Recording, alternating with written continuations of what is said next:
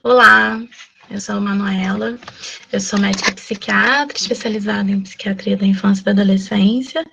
Eu trabalho na UERJ, eu sou doutoranda lá, e a gente está no módulo 2, unidade 7, e agora a gente vai entrar nos transtornos emocionais, certo?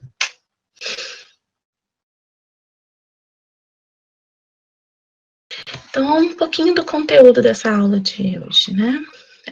A gente vai falar um pouquinho, fazer um pouquinho das considerações em relação aos transtornos emocionais, em relação à avaliação, ao manejo e ao segmento específico. A gente teve uma aula anterior que falou geral, de uma forma geral, como é que fazem as avaliações e os manejos e segmentos das crianças e adolescentes, e a gente vai entrar especificamente dentro dos transtornos emocionais agora. E o que seriam as emoções e os transtornos emocionais? Né? Os sentimentos de medo, ansiedade, tristeza ou irritabilidade que aquela criança e aquele adolescente, eles podem ter de uma forma normal, como todos nós temos, certo? E isso faz parte do desenvolvimento e do crescimento daquela criança e daquele adolescente. O amadurecimento, ele vai passar por essas emoções, né? E pelo fato eles poderem aprender a lidar com elas. Quando que a gente pensa que aquilo pode ser um sinal de adoecimento? Né? Então, a gente pensa no adoecimento daquela criança, daquele adolescente, quando as emoções elas são sentidas por um período prolongado de tempo, causando algum tipo de sofrimento e incapacitação e afeta a funcionalidade daquela criança, daquele adolescente dentro do dia a dia dele. Quer dizer, ele não está mais funcionando, ele já não consegue mais fazer as coisas que ele fazia antes. E aí a vida cotidiana daquela criança, daquele adolescente, ela está afetada por aquelas emoções.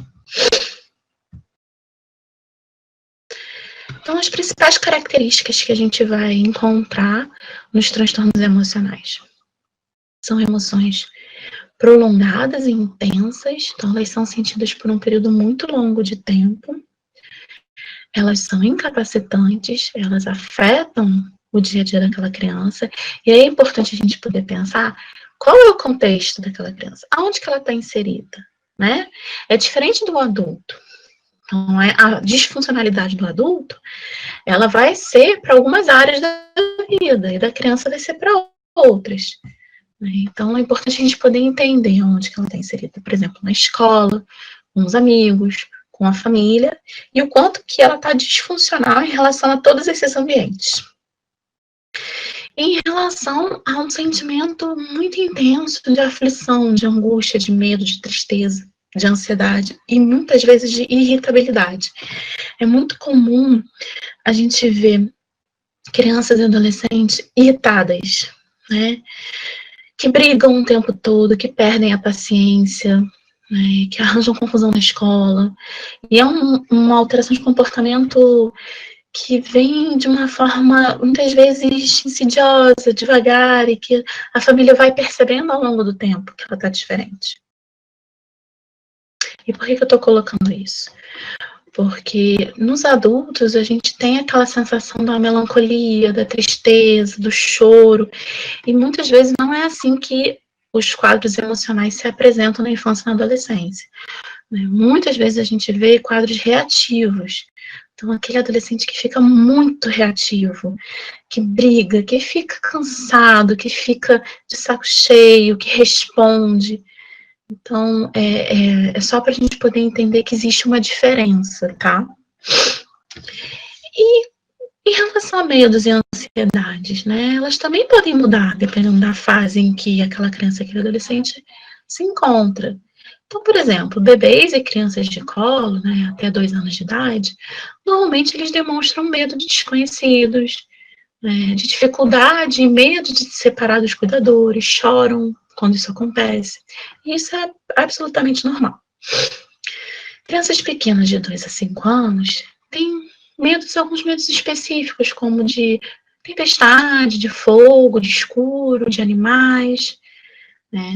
Crianças um pouco mais velhas, entre 6 a 12 anos, podem começar a ter alguns medos de monstros, de fantasmas, de doenças, de acidentes, em relação... E nessa fase, eles começam a ter a noção de que eles estão inseridos num contexto social, que não é só aquela família, que eles circulam na escola, que eles circulam na igreja, nos amigos.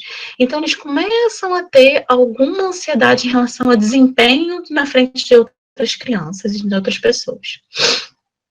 E os adolescentes, eles intensificam essa ansiedade e esse medo, né? Então, é onde você pode realmente desenvolver um medo muito intenso, uma ansiedade muito intensa em relação ao seu desempenho. Além de questões médicas, catástrofes, perdas. Mas o fato da criança ou do adolescente apresentar isso não significa que ele desenvolveu algum tipo de transtorno emocional. É algo esperado e faz parte do desenvolvimento cognitivo e emocional. E aí, como é que a gente identifica, né? E que tipo de intervenção que a gente pode fazer? É importante a gente falar que no mundo todo a depressão é a principal causa de doença e incapacidade entre os jovens de 10 a 19 anos. O suicídio, ele é a terceira principal causa de morte entre os jovens de 10 a 19 anos. Então, é algo que acontece, né? Às vezes a gente tem aquela impressão de que depressão não dá em criança e adolescente, porque eles não têm problemas, mas isso não é verdade. Então, o que a gente tem visto, os estudos epidemiológicos têm mostrado, é que é tão intenso, né, e que pode realmente ser algo impactante na vida daquela criança, naquele adolescente. Né? E outra coisa importante é que metade das pessoas que desenvolvem algum tipo de transtorno mental, neurológico ou de uso de substância na sua vida quando adulto, ou adulto jovem, os primeiros sintomas, eles podem começar a aparecer lá por volta dos 14 anos. Então, é uma fase, assim, que a criança e o adolescente, ela está vulnerável e que a gente pode fazer uma intervenção ali e poder proteger, inclusive, né, de algo mais grave no futuro. E se os jovens recebem os cuidados que necessitam, a gente pode prevenir morte, suicídio, evitar o sofrimento na vida adulta.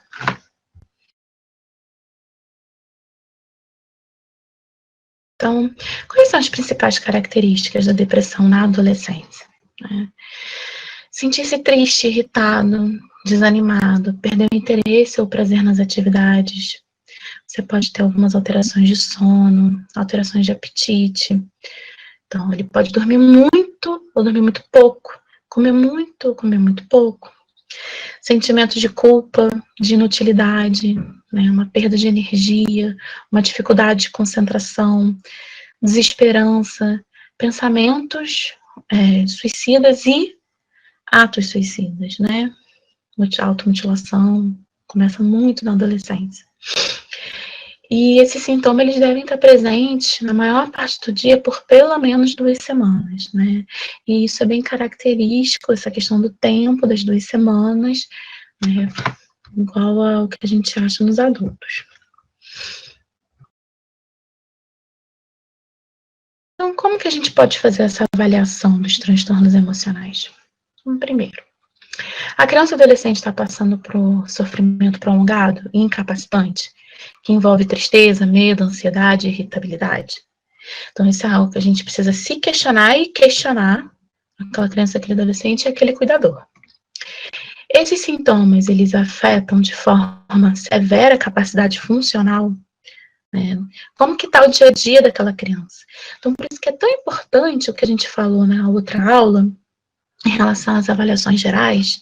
Então, você entende o contexto daquela criança, você entende o dia a dia dela, como que ela é em casa, como que ela está na escola, e aí você vê uma mudança em relação a isso, né? Uma mudança em relação à casa, uma mudança em relação à escola, e o quanto que está sendo afetado, isso já te dá muito subsídio para você poder fazer uma avaliação mais precisa em relação a um transtorno emocional presente, né? Existe alguma condição física que pode se assemelhar ou exacerbar esses sintomas? Então, é importante sempre ter essa questão da avaliação como um todo, né? A gente vai pegar aquela criança e vai ver em todos os eixos de vida dela. Além das questões emocionais, a gente também precisa fazer uma avaliação física nela e ver se tem algum quadro clínico que também pode mimetizar ou até piorar esses sintomas.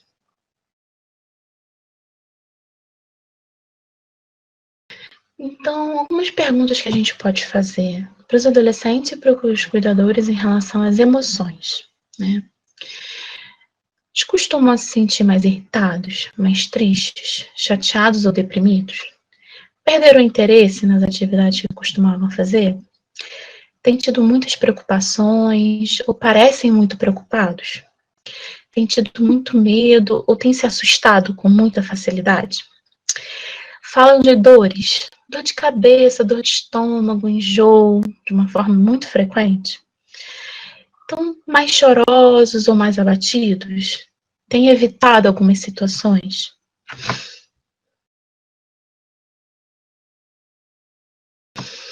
Então, novamente, a gente volta para o nosso guia, né? Para o manual do Mental Health Gap. E aí eu quero que vocês sempre façam esse exercício do fluxograma, que é super importante e vai ajudar muito vocês na avaliação clínica, né? Então, o adolescente, avaliar se a depressão dele é moderada a grave. Né? Se ele perdeu o interesse nas coisas, o prazer, a irritabilidade. Se sim, o adolescente apresentou vários desses sintomas ou sinais adicionais na maior parte do dia, nas últimas 2 semanas.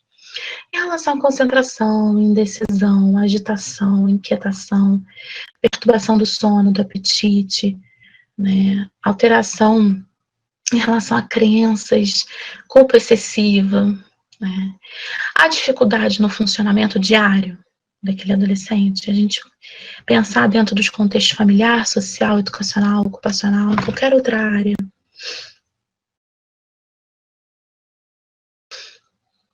Então, se sim para essas perguntas, você vai considerar a possibilidade de uma depressão. E aí, é muito importante a gente estar circulando aqui o fluxograma para que você possa fazer uma avaliação de antecedente de algum episódio maníaco, né? Ou a possibilidade de que aquela criança está reagindo de uma forma normal a alguma perda recente. E aí, por isso que é fundamental, lembrando, dentro daquelas avaliações que a gente falou na outra aula, né, de considerações gerais, o quanto que é importante a gente avaliar se tem alguma coisa acontecendo que justificaria esse tipo de alteração de comportamento, tá? Então, uma perda de um parente, de um amigo, separação, qualquer coisa que possa justificar.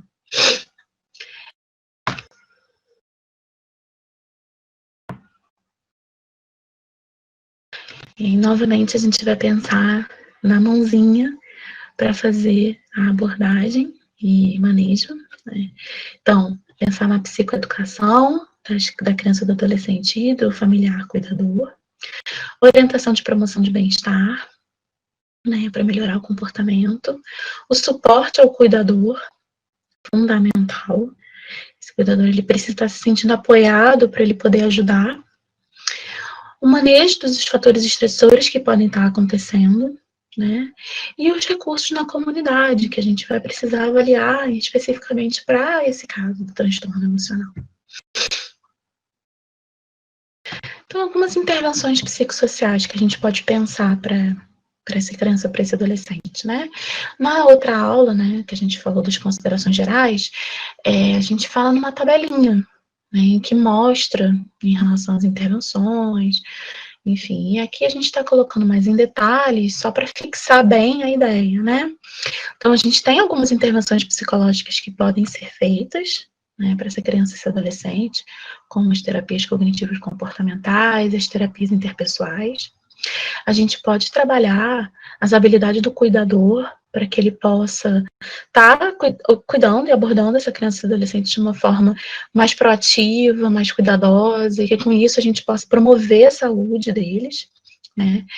E a gente pode trabalhar a questão do diálogo com as instituições onde aquela criança, aquele adolescente, ele está circulando, né? E também, inclusive, identificar algum fator estressor que esteja acontecendo que não apareceu nos consultos. Então, é fundamental a gente ter esse trabalho intersetorial, né? O trabalho na escola, o programa de saúde na escola, ele ajuda muito esse canal, né? Porque não só você vai conhecer a escola, saber o contexto dele, mas você vai conhecer os amigos dele também.